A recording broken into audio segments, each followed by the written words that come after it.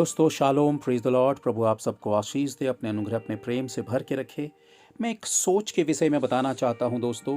मैं जिक्र करना चाहता हूं सोच का, कि वाकई इंसानी सोच जो है वो इंसानी वजूद को बनाती है, और उसका वजूद जो है उसके समाज को और उसके उसके आसपास की सारी दुनिया को प्रभावित करता है और बनाता है या बिगाड़ता है।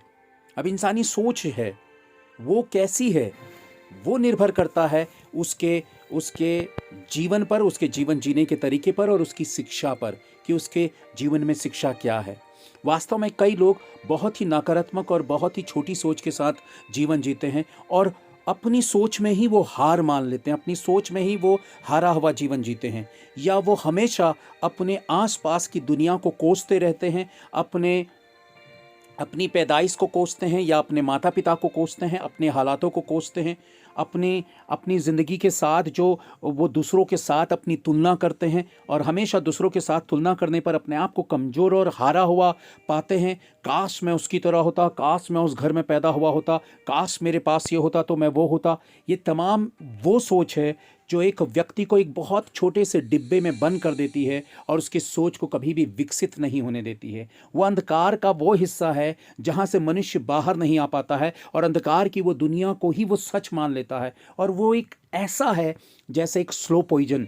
उसके भीतर वो पॉइजन जो उसे धीरे धीरे मार रहा है। वो दुनिया पे लोगों पर कमियां निकालेगा, वो संसार पर कमियां निकालेगा, वो दुनिया की कमियों को देखेगा। दरअसल क्या है कि प्रॉब्लम उसकी समझ में और उसकी सोच में है। वो इतना निराश है या इतना कमज़ोर हो चुका है कि वो दुनिया की सफलता को एक्सेप्ट नहीं कर पाता, या दूसरों की सफलता को एक्सेप्ट नहीं कर पाता है। दोस्तों वजह क्या है?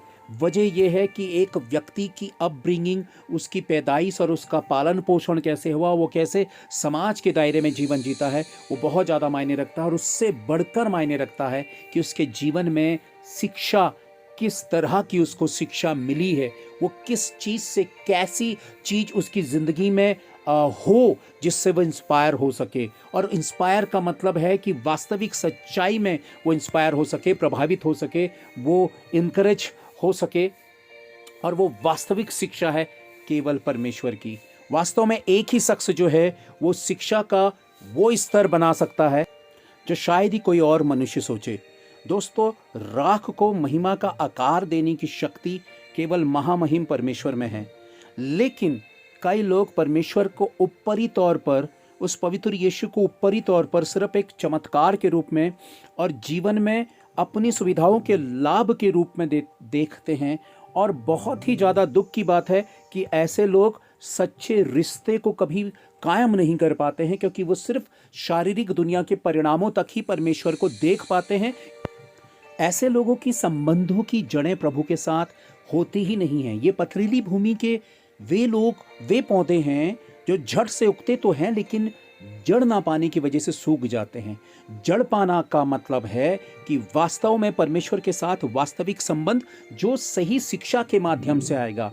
और कितने लोग प्रभु के वचन की शिक्षा पर कान लगाकर उसे अपने जीवन पर उतारते हैं, क्योंकि जीवन पर तब्दीली, नई सृष्टि, न्यू क्रिएशन, आपके पुराने पापमय, सड़े गले, निराशा से भरे हुए, अंधकार में पड़े हुए जीवन को ज्योति में लाकर एक नई सृष्टि बनाने की काबिलियत और शक्ति केवल परमेश्वर के वचन में है। और लोग परमेश्वर के वचन के प्रति ही बहुत ही ढीले रवैये के साथ जीवन जीते हैं, और ये ही वजह है कि उनका जीवन गोल गोल घूमता रह जाता है, और वो कन्फ्यूजन वाला जीवन जीते हैं, हारा हुआ जीवन जीते हैं, निराशा का जीवन जीते हैं, या फिर गलत और गड़बड़ी का जीवन जीते हैं, या फिर वो इधर से उधर भागते रहते हैं, क्योंकि वो सिर्फ अपने जीवन पे परिणाम चाहते हैं, प्रतिफल नहीं चाहते हैं। वो वास्तव में परिणाम और प्रतिफल चाहते हैं, लेकिन वो सही शिक्षा से, सही करैक्टर पर वो बदलाव नहीं पा पाते हैं। प्रभु नई सृष्टि के लोगों को अपने राज्य में लेगा, और नई सृष्टि हम शिक्षा के द्वारा होंगे, ना कि किसी नई कार, नए घर या नई किसी ज्वेलरी के थ्रू हम नई सृष्टि नहीं होते हैं। हम शिक्षा के द्वारा अपने करैक्टर के बदल जाने से नई सृष्टि होते हैं। एक पौधा वाकई पेड़ बनकर विशाल बनता है और मजबूत बनता है, क्योंकि वो एक बहुत ही बेहतर जगह पर बोया गया, उसमें खाद और पानी डाली गई। जब आप बीज को उखाड़ कर इधर से उधर करते रहते हैं तो वो बीज का अस्तित्व खत्म हो जाता है, मर जाता है। स्थिर रहिए, अपने आप को कंसंट्रेट करिए, परमेश्वर की ओर को देखिए और बेहतर शिक्षा को ग्रहण करिए। याद रखिए, अंधकार जीवन का एक पार्ट है। अंधकार को आप अपने जीवन से अलग नहीं कर सकते हैं। अंधकार के लिए रोना रोने से आप अंधकार के ऊपर विजय नहीं पा सकते हैं। अंधकार से आपको लड़ाई लड़नी पड़ेगी और लड़ाई लड़ने की ताकत आपको परमेश्वर देता है। जितने भी अंधकार के हिस्से हैं, ये याद रखिए, अंधकार जीवन नहीं है, अंधकार एक समय है। जिस अंधकार के समय पर आप एक अच्छी लड़ाई लड़ते हैं, आप उस ज्योति को पाते हैं, आप उस रोशनी को पाते हैं, आप उस लाइट को पाते हैं जो हेवन की है, जो परमेश्वर की है। और वो रोशनी है ज्ञान की, वो रोशनी है परमेश्वर के सामर्थ की, वो रोशनी है परमेश्वर की शिक्षा की। दोस्तों, वास्तव में बहुत ज्यादा आवश्यकता है हमें परमेश्वर के साथ उस वैचारिक स्तर में ऊपर उठने की।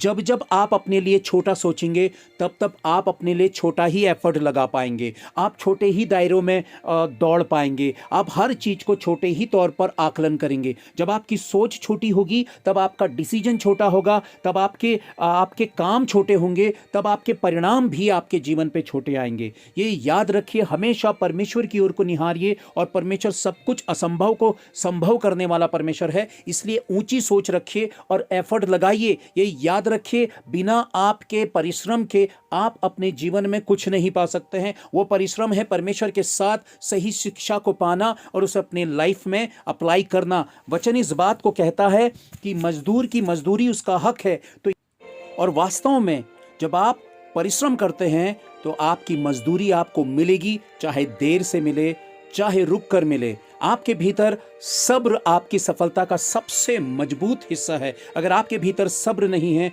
आप अपने जीवन को उस स्तर पे नहीं देख पाएंगे जिस स्तर पर आप विचारते और आप सोचते हैं। कई बार आपको हार का सामना करना पड़ेगा। जीवन की एक सफलता को पाने के लिए आपको 100 बार असफल होना पड़ेगा। पर आपने क्या अपने आप को मानसिक रीति से, शारीरिक रीति से मजबूत बनाया है कि आप 100 हार के बाद भी उठेंगे और उस सफलता को पाने की कोशिश करेंगे। इस दुनिया में कोई शख्स ऐसा नहीं है जिसने बड़ी सफलता को बिना असफलता के पाया हो।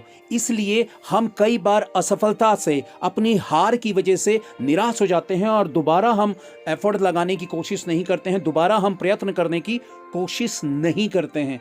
दोस्तों, मैं ये बताना चाहता हूँ कि यीशु मसीह ने भी जब अपने पिता के साथ वो मजदूरी करता था, बढ़ई का काम करता था, तो पहली बारी में उसने मजदूरी बढ़ई का काम करते हुए खिड़की, दरवाजे या कुर्सी में जो भी वो बनाता था तो परफेक्ट नहीं बनाया होगा। उसने भी बहुत बार गलती की होगी और बार बार प्रैक्टिस के बाद उसने सही चीज बनाई होगी। इसलिए मैं आप सबसे ये कहना चाहता हूँ कि अगर आप अपनी सफलता से लड़ना, अपनी असफलता से लड़ना सीखेंगे तो एक दिन आपकी सफलता आपको हर हाल में प्राप्त होगी। और ये याद रखिए, असफलता के लिए आपको बेशर्म बनना होगा। यानी कि आप 100 बार भी गिरेंगे, शैतान आपको 100 बार भी गिराएगा, आप बेशर्म होकर फिर से उठिए और शैतान को ये मैसेज दीजिए कि मैं बहुत बेशर्म हूं, मैं 100 बार भी गिरूंगा तब भी मैं प्रभु का हाथ पकड़कर आगे की ओर को बढ़ूंगा। और दूसरी सबसे बड़ी अहम चीज कि क्या आप जो कर रहे हैं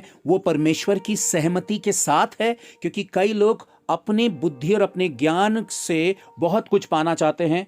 मुझे नहीं पता कि वो सफलता में वाकई वास्तविक सफलता है, लेकिन आपको इन्वॉल्व करना होगा परमेश्वर को अपने जीवन की सफलता के लिए। आप 100 बार भी हारे हैं, अपने आप को अंधेरे में रखकर ये मत सोचिए कि अब आपका जीवन बेकार हो गया है, अब आपके जीवन में कुछ नहीं रहा, अब आपको कोई चीज प्राप्त नहीं होगी और आप जीवन पर वो हासिल नहीं कर सकते जिसके लिए आपने ख्वाब सजाए।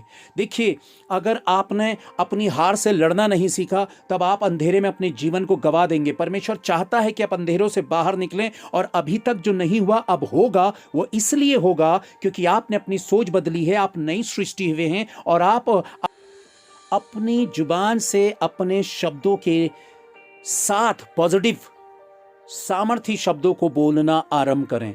आपको सीखना होगा जो परिणाम आप भविष्य में चाहते हैं, जो आशीषें आप प्रभु से चाहते हैं, अपनी जुबान से उनकी घोषणा करना शुरू करें।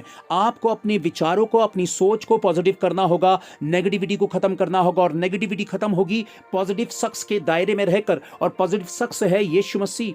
जब आप उसके वचन और उसकी शिक्षा को अपने भीतर लेते हैं और उसके विषय में विचारते हैं, तब आपकी सोच में तब्दीली आती है। तब आप नकारात्मक विचारों से अपने आप को अलग करते हैं, तब आप पॉजिटिव बोलना शुरू करते हैं। और जैसे ही आप पॉजिटिव बोलना शुरू करते हैं, आपकी निराशा, आपकी हताशा आपसे खत्म, आपसे दूर होने लगती है। तब आप सकारात्मक सोच के साथ आगे बढ़ते हैं। अपने जीवन के लिए, अपने परिवार के लिए, अपनी तमाम चीजों के लिए वही बोलिए जो आप बेहतर परिणाम देखना चाहते हैं, क्योंकि वचन कहता है कि तुम्हारे ही होठों में आशीष है, तुम्हारे होठों में श्राप है। तो इसलिए छोटी सोच से ऊपर उठिए। परमेश्वर ने आपके लिए महान और विशाल आशीषों को रखा है, और वो आपकी है और वो आपके लिए है। किसी दूसरे पे नजरें मत डालिए कि वो मेरे लिए नहीं है, वो किसी और के लिए, क्योंकि मैं इस काबिल नहीं हूं। परमेश्वर काबिलियत देखकर चमत्कार नहीं करता। अगर काबिलियत देखकर चमत्कार करेगा तो उसमें परमेश्वर को महिमा कहां मिलेगी, क्योंकि व्यक्ति ने के पास तो खुद की काबिलियत है। अगर हम काबिल नहीं हैं तभी हमें परमेश्वर की जरूरत है, और वो परमेश्वर हमारा हाथ पकड़कर हमें महान आशीषों से भरना चाहता है। देखिए, आने वाला समय आपका है। आपने तय करना है उन महान आशीषों को पाने के लिए कदम आगे बढ़ाना है, हार से लड़ना है, निराशा से लड़ना है, या फिर अंधेरे में जाकर अपने आप को इस बात के लिए स्वीकार करके शैतान के आगे सर झुका देना है कि मैंने अपनी हार स्वीकार ली है और पूरी जिंदगी में हारा हुआ, रोता हुआ जीवन जीऊंगा। आपके विचार ही आपको बनाते हैं। इसलिए आगे बढ़िए। प्रभु आपके लिए तैयार है आपको बड़ी आशीष देने के लिए। Thank you. Praise the Lord.